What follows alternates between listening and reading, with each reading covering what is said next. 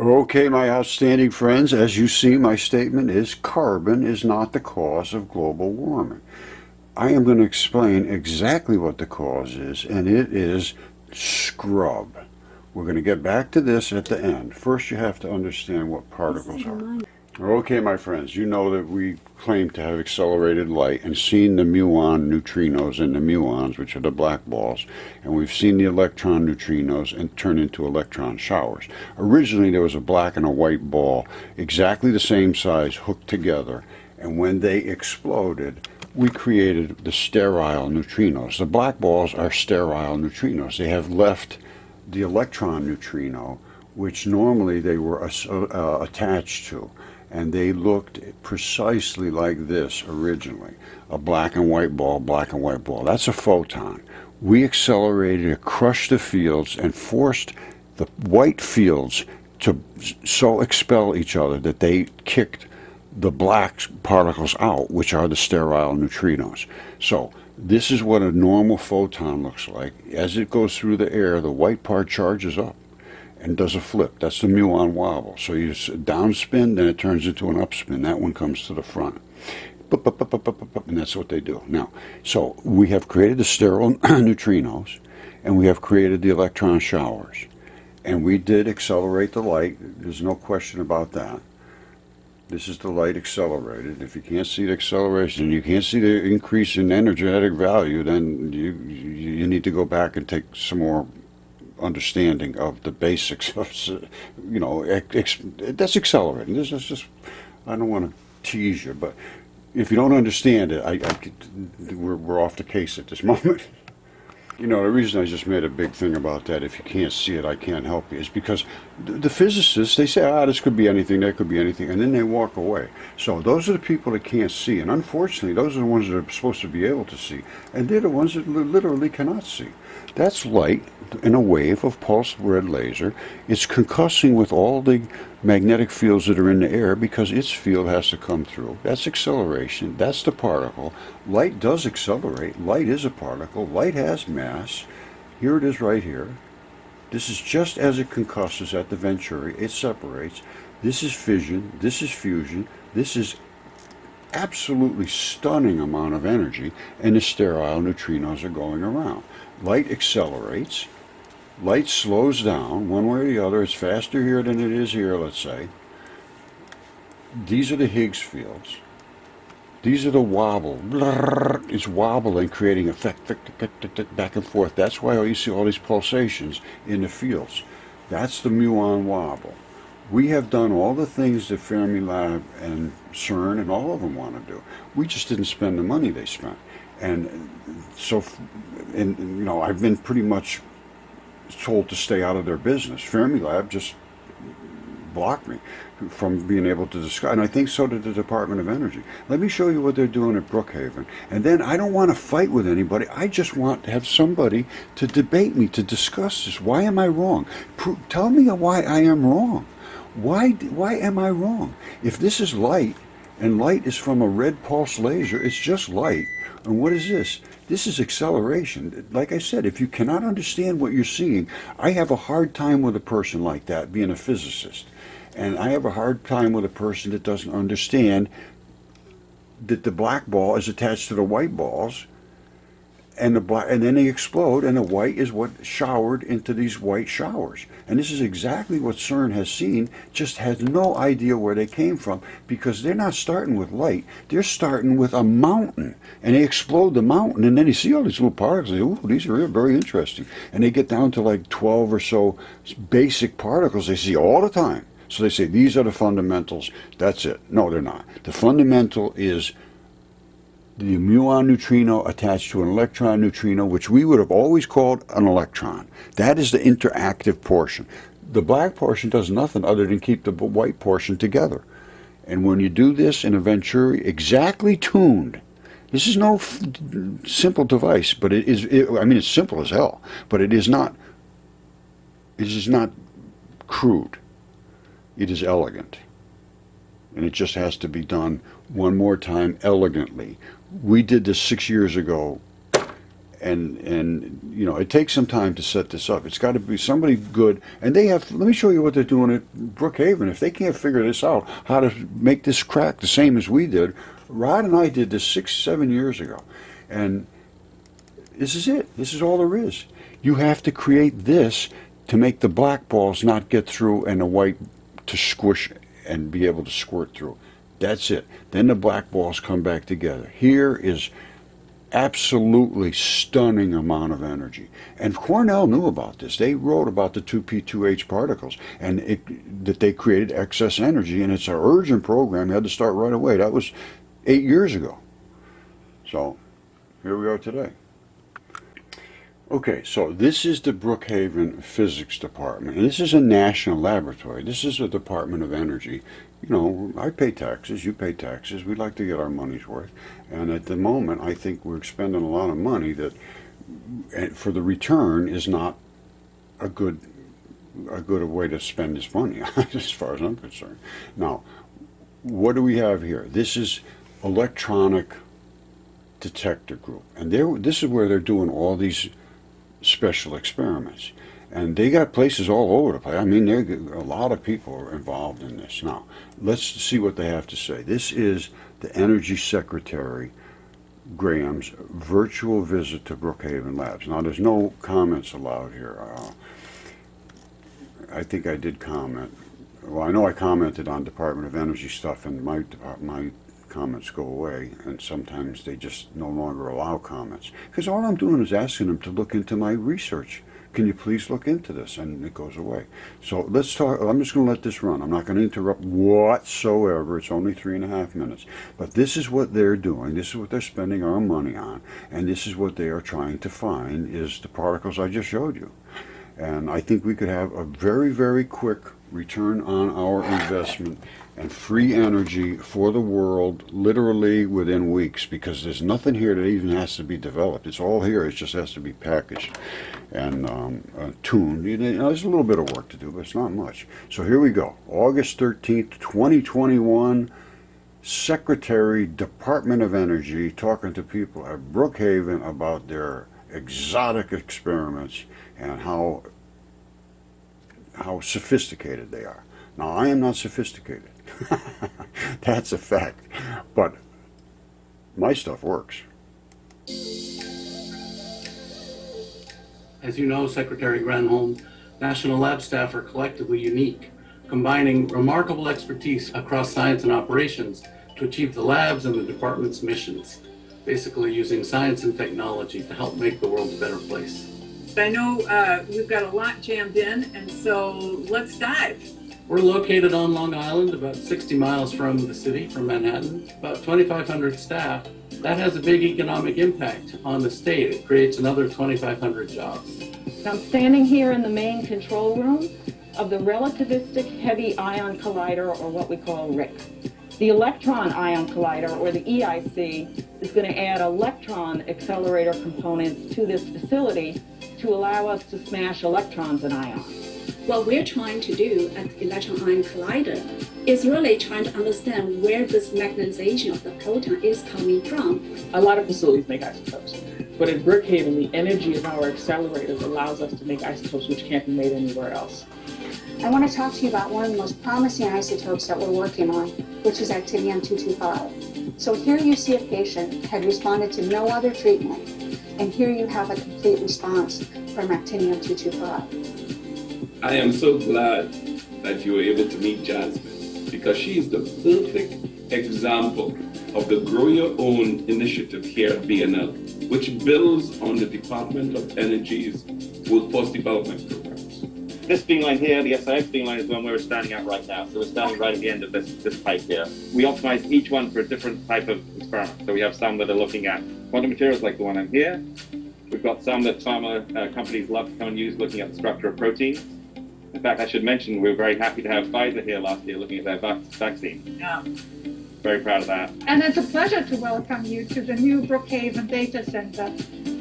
This is a state-of-the-art data center, and quite suitably, it's one of our largest recycling projects probably, because this is the old National Synchrotron Light Source building, and we have repurposed the experimental hall to put a new state-of-the-art data center into it. We formed the Interdisciplinary Science Department about a year and a half ago, and the vision was to combine energy storage with energy systems. Here at Brookhaven, we've used our measurement expertise to develop advanced measurement and modeling solutions, especially for urban science. Brookhaven is leading 23 other institutions in the new DOE Co-Design Center for Quantum Advantage. We call it C2QA. I'm very happy to report that here in VNL, we currently possess one of the most advanced quantum internet networks in the world. And the centerpiece for our campus strategy focuses on forging some new innovative public-private partnerships, with Discovery Park being a catalyst for our campus of the future. I look forward to my next visit. Dune, thank you so much for this opportunity and for all the leadership of the lab. Let's continue to go forward and change the world. Okay, that's what I'm hoping for, but I've pretty much tried to contact virtually every one of those people that they had all of that collaboration going on here.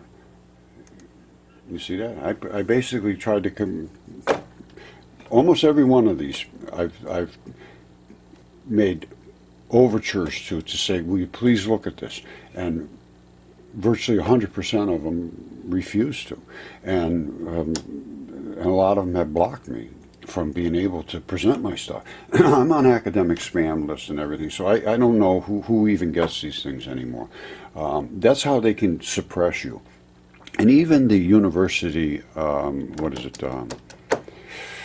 Royal Institution in London had a big video on, it was almost an hour, teaching how to destroy people that don't agree with their science. They call them science deniers. And what you have to do is pretend you're going to debate them and not show up for the debate to make them look like fools. That you don't want to let this information get out. Basically is what he said. He says you don't want the information to get out, but if it has to get out, make sure you show up and then just sort of embarrass them. But if you can, say you're going to show up, but don't show up. And that's what this guy McIntyre told right on.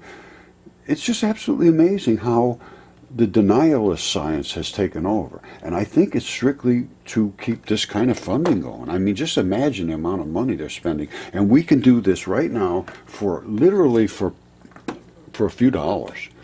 And I believe we can create free energy for a few dollars right now, not what they're doing. And I know that they're talking about we got jobs coming out of our ears. Yeah, absolutely. When you're just not doing anything that makes any sense, you can do this for another couple hundred years. And this has been going on for 50 years. Since I started in this, I should show you again, and I will, what the hell. All right, this goes back to when I first got out of the Army. I know I keep bragging about this, but I'm not really bragging. I just want you to understand. In 1968, I was in the Army in nuclear missiles, Nike Hercules and nuclear missiles. And I studied very deeply. And I realized there's no such thing as a positive nuclear core. And they still don't understand this to today. They think there's just one big gigantic positive, and you can break it up into little bitty pieces. But they're not. They're all negative. I mean, they're all atomic particles. And this was the paper I finalized my theory on dipoles. Everything had to be dipoles, and the transfer of energy from light is to atomic vapor. Light is also a dipole, and it creates atomic parts. Atomic parts are little bar magnets. And this was back 50 years ago. And I couldn't talk about it then, and they still can't talk about it now, because if they do, they destroy them. Now, they're starting to realize that they're so wrong about everything they've been saying that sooner or later somebody's going to come along and be allowed to speak. And I just saw something about it the other day, that only the newest people coming in are changing things, because the older status ones, they can't change what they said, because once they change what they said, they lose their status, because they say, well, guess what, I was wrong.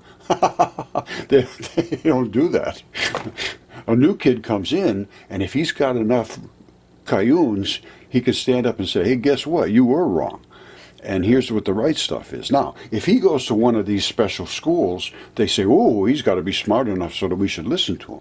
I went to all these schools. I didn't pay for it, so I don't have a piece of paper that says I went there, so they don't have to listen to me. I can't get into the midst of them. They just block me. So that's the kind of science we're in right now, and we got to get out of there. That's what I'm talking about right now, is to get out of this denialist system we're into. Somebody has to talk to me. I have the evidence. I just showed you. I could do the things that they want to do. This has got to stop. All right, I'm going to leave it with this right now. Everybody's they know that we're really in trouble, and they're talking about net zero by 2050. This is the largest climate summit. It's just started in Glasgow. Here's what to expect. I don't expect anything, because they don't understand the basic problem. They don't understand what even the particles are made of. They don't understand that space is not a vacuum. We are scrubbing through the particles in space. Our ionosphere is scrubbing through all the other ions in space, which are light particles, electrons, photons, dust, and we are just scrubbing. That's where the heat is, 2,700 degrees out there. As we expand our gases, it gets more and more scrub, more and more turmoil, more and more condensation, where the land masses meet and crush the air. More and more tornadoes and hurricanes and violence and floods and storms. Yes, absolutely. And it's never going to happen, stop, until we bring that envelope back down to where it's sort of fluidy and it moves around in sort of a reasonable way. We want rain, we want wind, we want all that stuff, but we don't want it on steroids. And as more you go like this, the more steroid you put in there. And that's what we got now, screaming atmosphere. This right here, if this was taken seriously, literally, I believe within weeks, we could have a prototype working. Every bit of this exists today. Okay, my friends, as I said, it's scrub. It's not carbon. And what are we scrubbing against? We're scrubbing against the particles that we interact with as we cascade through the arm of the galaxy. This is getting pushed back. They're not... Why do they think they're getting pushed back? Because we are spinning and scrubbing, and all the particles that are in front of these, as this spins, they impact, and they end up pushing these back. So what do? They push back against the other layers, and then eventually towards the center, you get a real compression. And that's basically what we have global warming. This is the Earth. Out here is where we're spinning through space. Obviously, this is a galaxy, but I'm just representing this as exactly what happened to us. As this gets more and more compressed, this is going to get more and more compressed. That's what causes more and more heat. Exactly what we have on Earth right now. All right, so here we are on the arm of the galaxy being pulled forward. And then whatever's in front of here, we've got to go through. And we're crushing into it. And it is colliding with us, colliding with all the other things. We're colliding with the particles coming off the sun. We're spinning, we're swirling, we're scrubbing, we're rubbing. That is the heat, my friends. That's where it's coming from. All right. First of all, you have to understand that all the particles leaving the sun are particles. They are light particles. I showed you light is light. It's particles. It has a mass. They are electrons. Back to back makes a photon.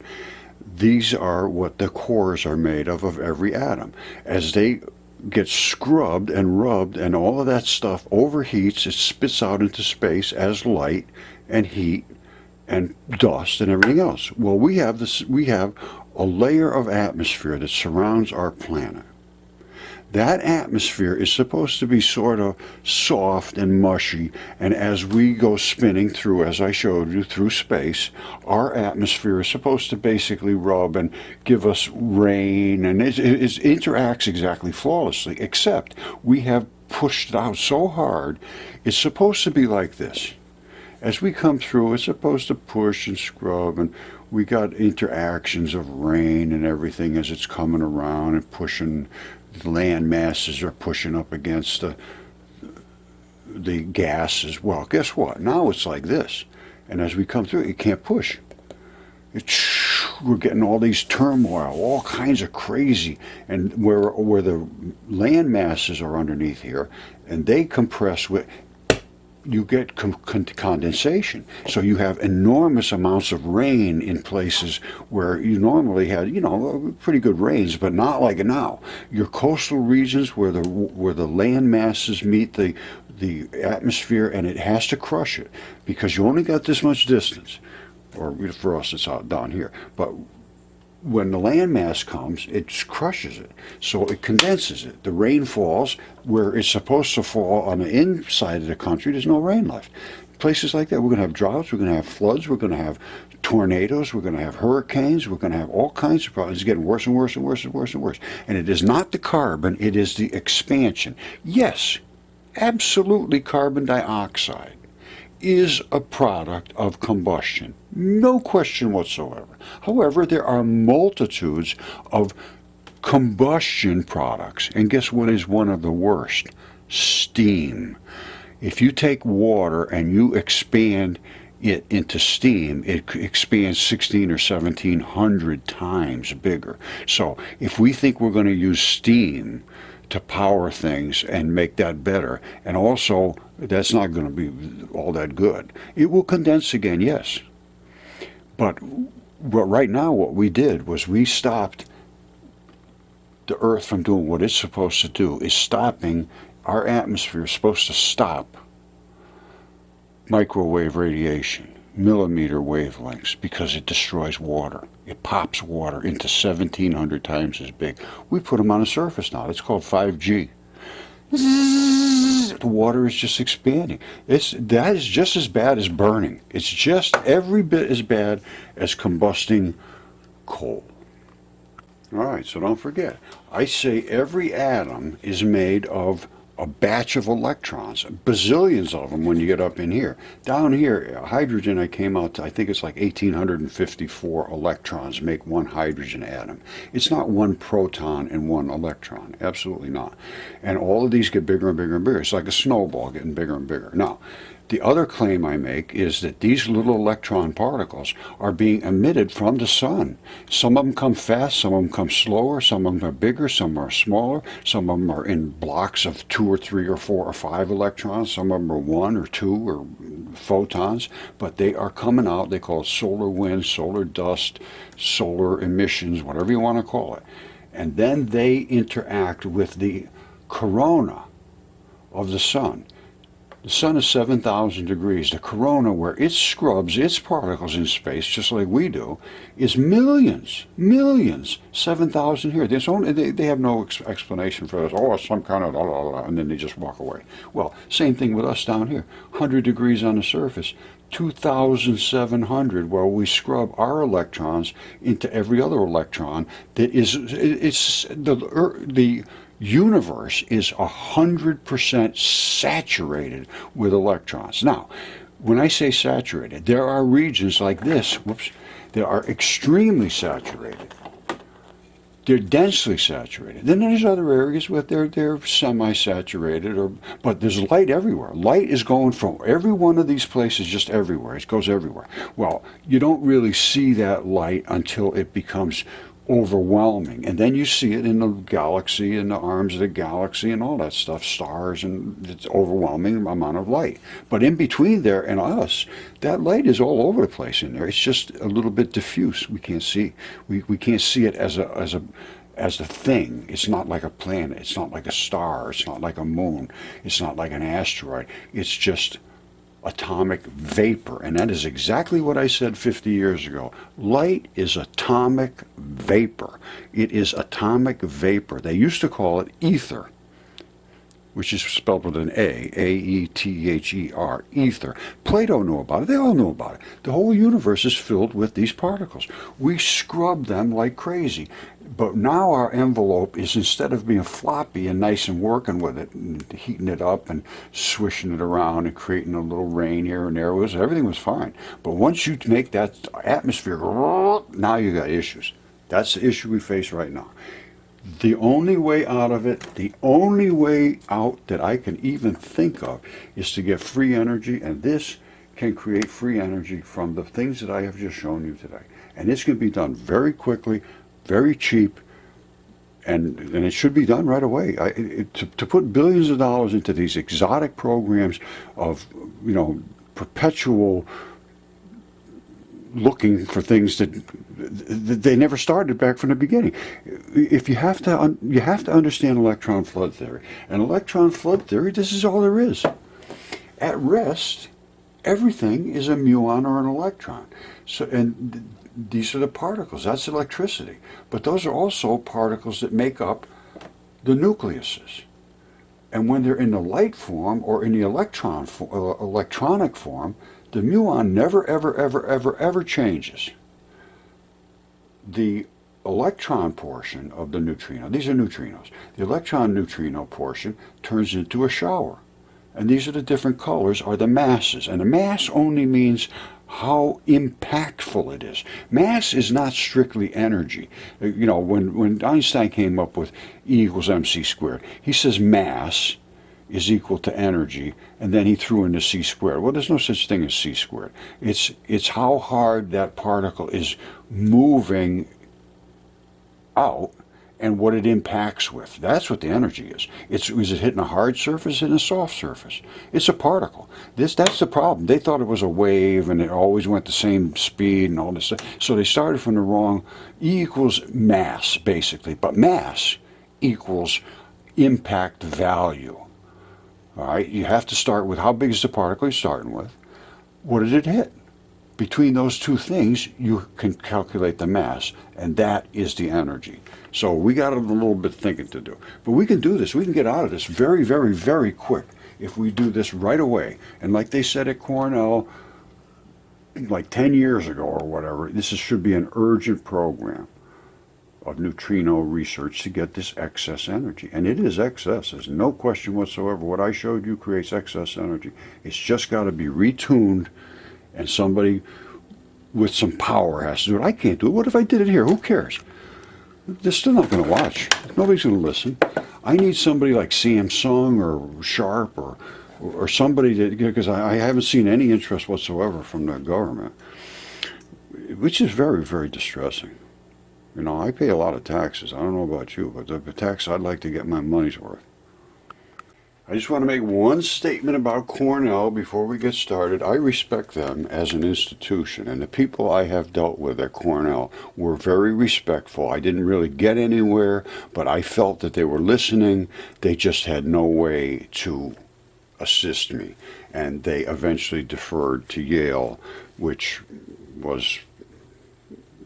caused me to never get anywhere because nobody can get ahead of Yale. Once you become like they said, well, you got to take it to Peabody Museum. This is about my mud fossil stuff, but they were receptive. All right, this is going to be fun. If you don't know anything about physics, you're better off than if you're fully trained, because what you're going to see completely changes physics. Light is a wave and a particle. Correct. Particle-wave duality. Well, what does that mean? That means that as light comes through the air, it has a ball of little particles in the center that create a magnetic field. They come in green, they come in red, they come in blue, and when they bounce off of something, they come in other colors, because these are the three primary colors are red, green, blue. And they are different distances from the nucleus that allow for these particular emitted particles. Now, bounced particles come back in all the different colors of the rainbow, which we can see. Okay, I'm going to make this very simple. It's not hard to understand. Trust me. This is light. Bip, bip, bip, bip, bip. Each one of those is the pulse of a laser. And these are one of these measuring light lasers, so they have to pulse very fast. So it goes bip, bip, bip, bip, bip, and the light just shoots out. And ahead of it is a wave, because the light itself, as I showed you, is a magnetic little particle. So it has a field surrounding it. It just sort of pushes its way through. Now, light is fast. Hey, yes, absolutely it's fast. And everybody else has to get out of the way, because this is a wave of magnetism. And these are all magnetic particles. So they glow a little bit as they get pushed out of the way. Now, what if we accelerated that? What would that mean? We're going to take it into terms of a car. All right, this car is coming at 10 miles an hour. All right. And if it hit you and you were standing here, it would probably hurt you, but it might not kill you. Now, we took that same car And we said, we're not going to go 10 miles an hour, we're going to go 1,000 miles an hour. We're going to go this fast. And then you're standing here. Not a good day for you. Well, this is light. This is light. This is the same light wave I showed you right here.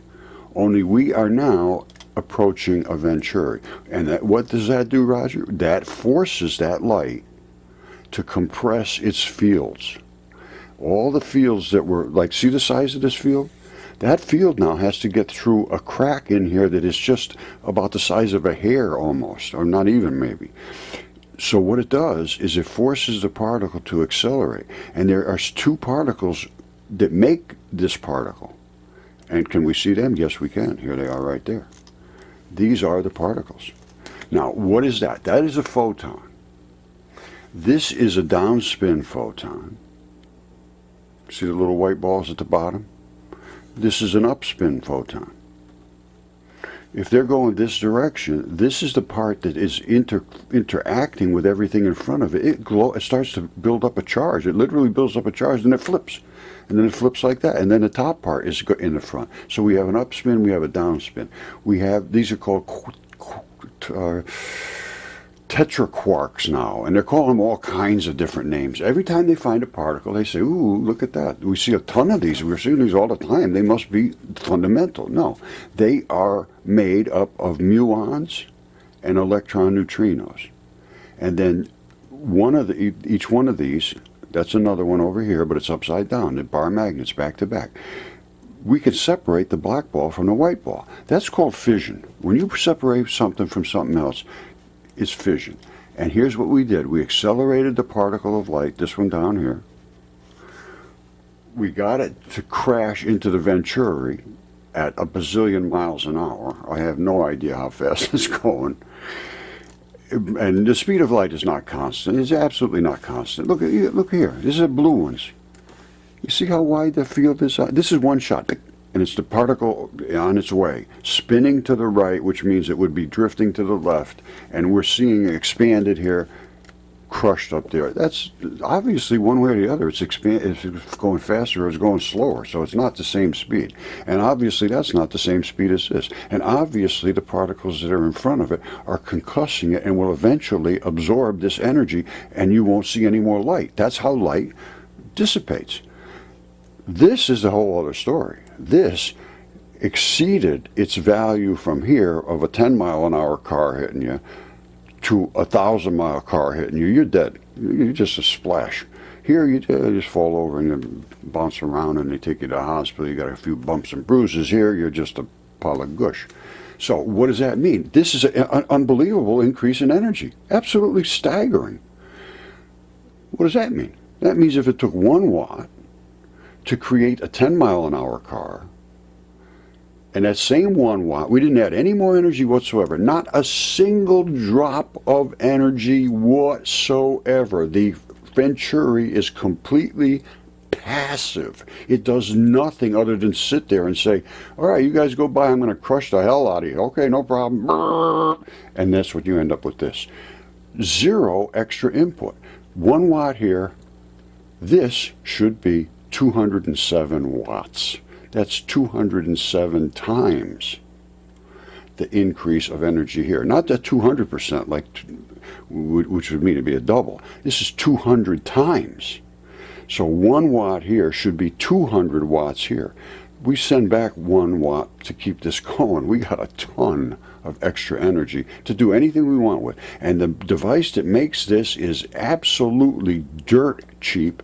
The Venturi is literally free, and the collector that would sit here is similar to a solar panel, only it doesn't have to meet the stringent requirements of outdoor compatibility where it can't get smashed and it has to go through hurricanes and everything else. We don't have to do that. This is going to be inside of a little box that would sit in your basement and run your whole house. Run your whole house in a little box, like a shoebox. You put one of these in a car, we'll drive the car forever, never stop.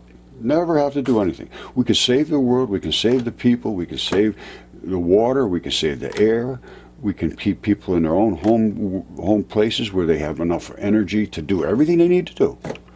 these devices could be carried into disaster areas, out in the woods, underground, and because you don't have to have light hitting them to create solar power. We're creating our own increased.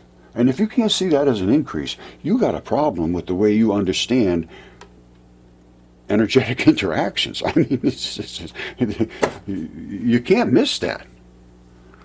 And it is a particle. It accelerates. It is a wave because it has a magnetic field surrounding it. It can separate. It's a muon. It is a boson. It's a fermion. It's every kind of on you want to put on it. It's all of those and more. Okay, you remember I showed you that little 4 particle there. It comes green, red, and blue, basically. That's what we've found. Now, and they are just different speeds. I can show you that in a second, too. The black ball is what they call a muon, which is literally is dark matter, absolutely dark matter. It has no attraction to, it has no interaction with anything whatsoever other than extreme attraction to the white. And it does not concuss, it does not expand, it does not contract, it does not emit, it does not absorb, it does not reflect, it does not interact in any manner whatsoever other than to try to get a hold of more white particles to attach to them. That is its only job in life as a muon. These are the electron neutrinos, they are the muon neutrinos. When they concuss, the muon becomes a sterile neutrino, and these become electron showers. And here it is right here. Hold on. When they concuss, the muon black ball goes on its own way and becomes a sterile neutrino. The electron turns into the shower. So we have shown all of the particles they're looking for. And here it is this is what they want to see, the muon, the black ball. It doesn't change whatsoever. It's a concussive forcer to force the white through here. This is almost like a jackhammer.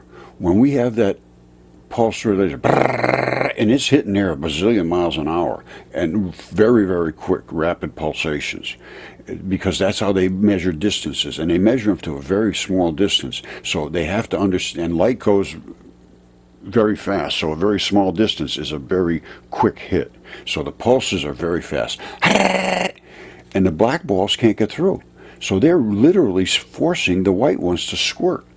And then the black ones get away, and then they never change. You see that black ball right there? You see this black ball, black ball, black ball, black ball, black ball? They're all exactly identical. They do not change. Exactly what CERN and the rest say. They come in as a neutrino, they turn into a muon. Well, they also are dark matter and sterile neutrinos when they are in this configuration here. As attached, they are simply the muon neutrinos and electron neutrinos, just like an atomic bomb. When it's sitting there, it's plutonium, and it's just sitting there as a chunk of plutonium. When you shoot it off, you got all kinds of particles coming up. That's these. That's these. The particles coming off of this nuclear explosion. And it is a nuclear explosion. That's fission. That's fusion. That is a nuclear, subatomic, gigantic explosion on the photon level, not on the atomic nucleus level. We are way down below that. We are 1,839 times smaller than one single proton. So we're really seeing what's going on here. Okay, so everybody's saying, well, Roger, why don't you just go ahead and create all this free energy? I cannot do this. This we did 6 or 7 years ago, and we had the Venturi tuned exactly to create these particles, separations, sterile neutrinos, all that stuff. I contacted everybody literally on the planet to say, we need to harvest this energy.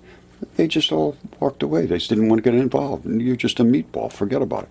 Well, what I'm showing you right here is an unbelievable increase in energy. This is 200 times what we started with. This is free energy, and it should be almost free to create. Lasers are a dime a dozen. This is just 2 little pins that could cost maybe 10 cents tops. This is a solar little panel collector, which they're using percolavites now, which is another, see these different colors? That just represents the different transition metals. They have to start working with, they've been working with gallium and all over in this area here. But I think there's room to work in here, because these have deep orbitals that are empty. Well, not empty, but they're partially filled. So I think these can collect energy much better than, you know, your silicon and so forth, which is, it doesn't have a whole lot of holes deep inside. It's like having a bucket, but all you can fill up is the top 1 inch. Well, when you get down into these areas here, you got a bucket, but in that bucket there's a whole bunch of, you can fill a lot down inside there. You can't, not just a 1 inch. So if we can get these to collect all the other raindrops that are hitting so fast that normally we wouldn't collect them, we can collect them when they get swallowed down inside these particles, and then we should be able to extract them. That's what I hope, and that's what this whole idea of perovskites is. And again, this is my house right here. I understand these things very, very well, and I understand the different ionic structures of them and how things bond and break, and the different temperatures that are required to break bonds, and energy levels, and, you know, and also a lot of this relates to the pressurization. Everything that relates to pressurization.